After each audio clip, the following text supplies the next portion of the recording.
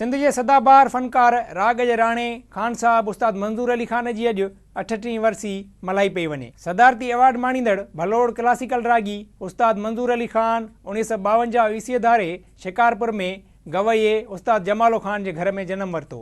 माइटनि संदसि नालो मोहम्मद ख़ान रखियो हो, पर संदसि मुर्शिद साईं मेहदी शाह जहानिया वारे संदसि नालो मटाए मंज़ूर अली ख़ान रखियो। सिंध जे हिन नाम्यारे रागी सिर्फ़ प्राइमरी 5 दर्जे ताईं तालीम हासिल कई।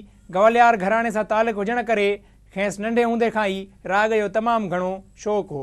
उस्ताद मंज़ूर अली ख़ान नंढपण खां ई टिप्पू मरखण ऐं दरपत राग जी सिख्या पंहिंजे वालिद जमालो ख़ान खां हासिल कई, जॾहिं त राग जी बाक़ाइदा सिख्या पंहिंजे सोट सींडे ख़ान खां वरिती ऐं 8 वरहनि जी ॼमार में मौसीक़ी जी दुनिया में पेर पातो। उन वक़्तु शिकारपुर क्लासिकल मौसीक़ीअ जो वॾो मर्कज़ हो, जिते उस्ताद बीबो ख़ान, उस्ताद मुबारक अली ख़ान, उस्ताद बड़े ग़ुलाम अली ख़ान, भीमसीन जोशी समेत ॿिया केतिरा ई गवैया महफ़िलुनि में हिसो वठंदा हुआ। उस्ताद मंज़ूर अली ख़ान लाहौर में हिकु क्लासिकल मौसीक़ी जे मुक़ाबले में पिणु शिरकत कई, जिते हुन उस्ताद उमैद अली ख़ान खे शिकस्त ॾिनी। उस्ताद मंज़ूर अली ख़ान जो नालो 15 वरहनि जी ॼमार में वॾनि गवैयनि जी फ़हरिस्त में शामिलु थियणु लॻो।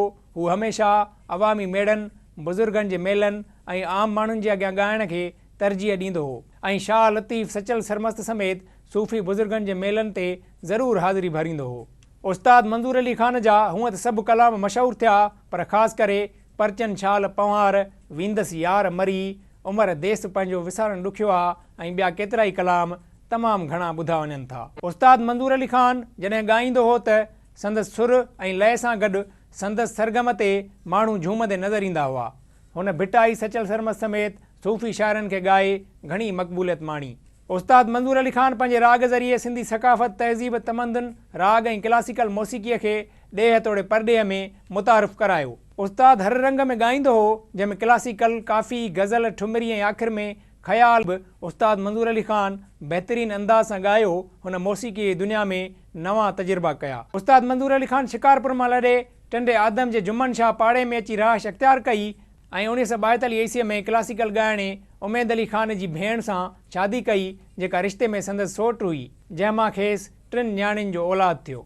हुन टंडे आदम में मंज़ूर अली ख़ान अकेडमीअ जे नाले सां मौसीक़ीअ जो इदारो क़ाइमु कयो, जंहिंमां केतिरा ई शागिर्द वॾा फ़नकार थी निकिता, जिन में संदसि भाणेजो उस्ताद वहीद अली ख़ान, आबदा परवीन, उस्ताद मोहम्मद यूसुफ, अनवर हुसैन विस्तड़ो, कमर सूमरो, उस्ताद गुलज़ार अली, दीन मोहम्मद दमसाद, उस्ताद वज़ीर अली ख़ान, उस्ताद मुख्तियार अली ख़ान ऐं ॿिया शामिल आहिनि। उस्ताद मंज़ूर अली ख़ान खे मनता तौरु केतिरा ई अवार्ड मिलिया ऐं पाकिस्तान हुकूमत पिणु साल 1979 ईस्वीअ में खेसि प्राइड ऑफ परफॉर्मेंस जो सदारती अवार्ड ॾिनो।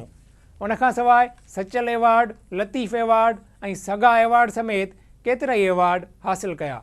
फ़न जी सिख्या ॾेई केतिरा ई वॾा फ़नकार पैदा कंदड़ ही अज़ीम रागी 9 सेप्टेम्बर 1980 ईस्वीअ में सिंध वासियुनि ऐं राग जे क़दरदाननि खे सोगवार करे हमेशह लाइ विछड़ी वियो, पर संदसि सदाबहार कलाम अॼु बि हर हंधि गूंजी रहिया आहिनि।